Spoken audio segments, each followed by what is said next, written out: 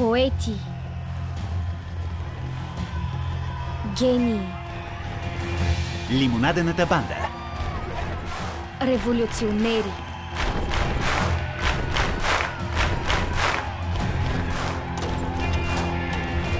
Наричаха лимонадената банда с всяко едно от тези названия.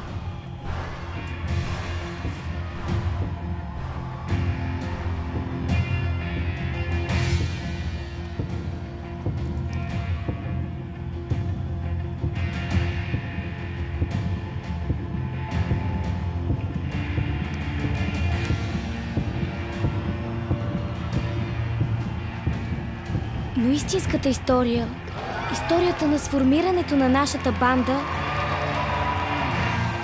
е тайна за всички наши фенове.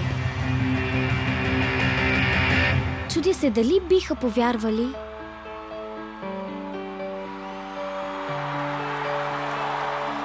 ако им кажа, че всичко започна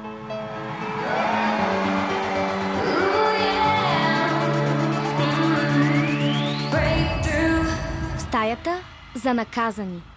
Правилата тук са много прости. Без ядене, без пиене, без спане, без разговори, потропване и почупване. Ако ги нарушите, получавате още един ден наказание. Ясно ли? Екстра. Стела Ямада, соло китара. Уен Гифърд, клавир.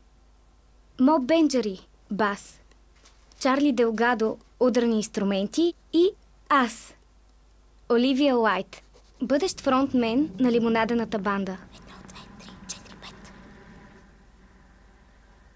Всичко започна точно от нас, петимата наказани.